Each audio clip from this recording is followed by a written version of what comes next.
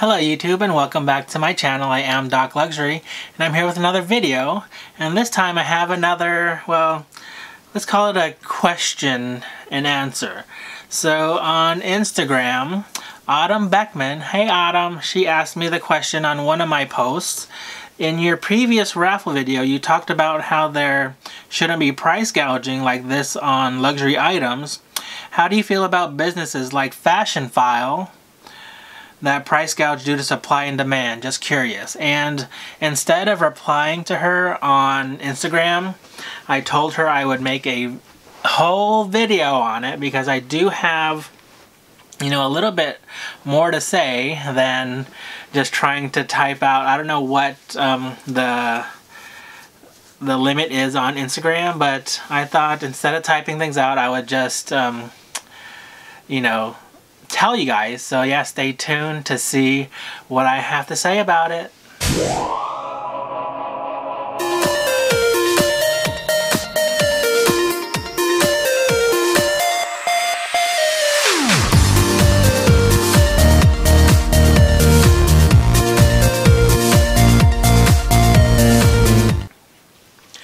Okay, so this topic sort of came up in a Men on Bags video, and I think that's what she was referring to, where me and Siah were basically bantering about price gouging.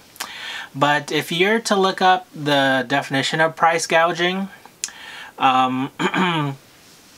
it basically pertains to, and I mentioned this in a previous video as well, it usually pertains to things that are necessities, like food, water, toilet paper, medicine, things like that. And luxury items is not on that list. And so, price gouging, and she was talking about the raffles. I'm not gonna go into all that with the raffles, but what the people doing raffles are doing is price gouging, but they are also, I guess it's not really price gouging, but it's more, you know, racketeering and profiteering, which are definitely illegal. Now, price gouging, I don't think is illegal, and to me personally, I'm okay with it. I mean, to everybody, there is a price that somebody's going to pay for something, and so Autumn talks about Fashionphile, and one of the things on there that I see that is a higher price compared to retail of an item is the, and I should go get this item, but I won't. I'll just, you guys, everybody knows what the toiletry pouch 26 looks like from Louis Vuitton. But so that piece retails for $445. And let's just go, I have my computer in front of me. I'll go to Fashionphile and let's look up some prices of this toiletry pouch 26. Alright, so, and now these are going to range from used to brand new.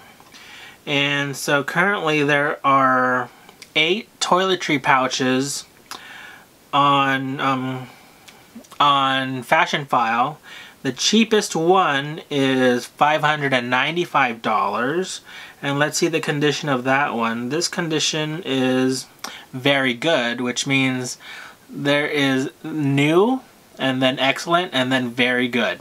So this is not in the best condition. This one says cornerware, patina, edgeware, marks, and there is a hot stamp on the vachetta tag.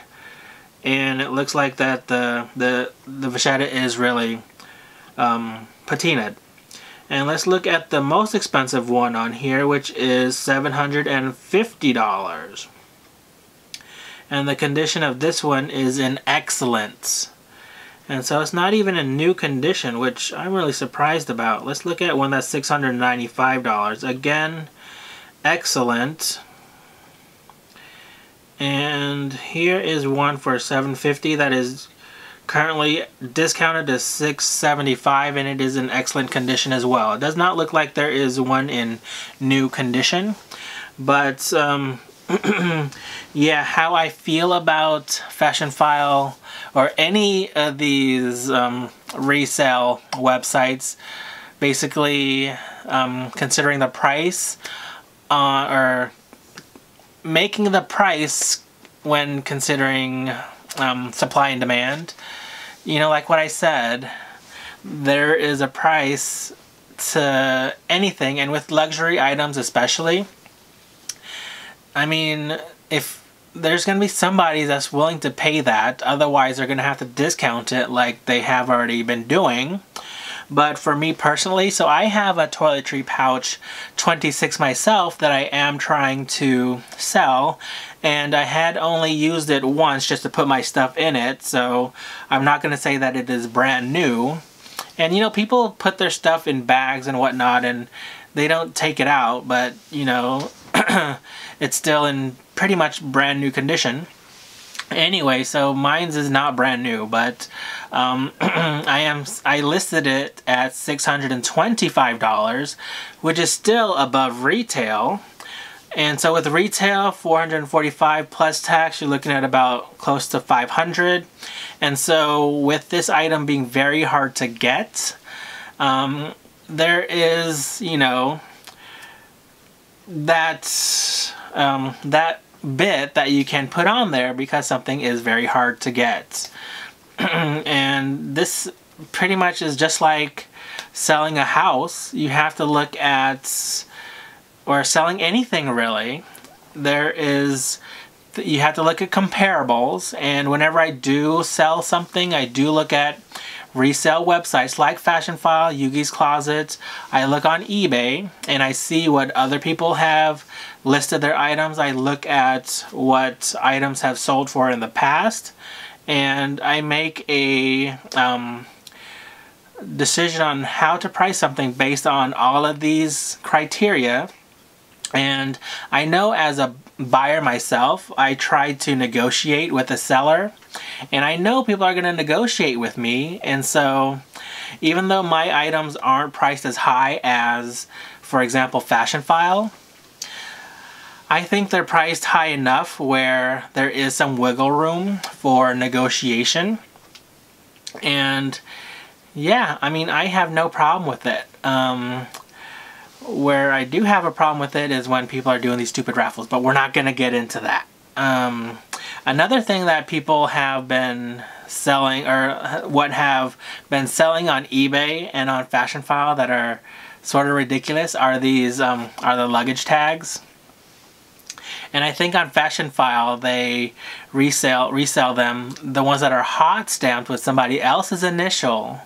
They sell those for like $150, which is a markup of over close to 300%, because those luggage tags only cost $60. Well, maybe like 250% up increase in the price, which is I think ridiculous, because for someone to buy something with their initials already on there, they have to have the same initials, which is pretty hard to do. And if it were for me, if I were to try to sell some of my luggage tags, I'd probably, you know, the ones that are hot stamped, I'd probably get take a loss on them. Not unless somebody's able to scrub off the foil stamp, which I know some people have done. But yeah, okay, so just to recap, I don't have a problem with, you know, price gouging, if you can call it that. It's just a markup of a price based on supply and demand, because, you know, things increase in price and value based on supply and demand. And somebody wouldn't be smart if, you know, they saw something selling for, like, let's say $1,000, and they list their item for $500. And of course they're gonna sell it quickly, but you know, if they held out a little bit longer and increased their price, they would have made a lot more money. And so another thing with pricing things a little bit higher is that it does take a particular person to purchase the item. And so for some of my items, especially the men's bags, I have them listed below retail, you know, below what I had purchased them for, but it's still higher than what you would see on like eBay or whatever. It's really hard to compare, really, because, you know, these items are all in used condition, and all these things on eBay are in used condition also, but it's really hard to tell how used things are. I mean, my stuff are in pretty much pristine condition because I take care of my stuff. Anyways, I'm starting to go on a tangent because in the luxury world, so this is the last thing I really wanted to say. And so in the luxury world, with any luxury item, the price of an item or the worth of an item is only, you know, worth whatever somebody else is willing to pay for it. And so, yeah, that's what I think about this question. Thanks, Autumn, again for asking me this question. I'd like to know what you guys think about, you know, pricing things a little bit higher because of supply and demand. And yeah, let's start a conversation going. And until next time, you guys, just remember to be you and stay confident. Take care, you guys. Goodbye.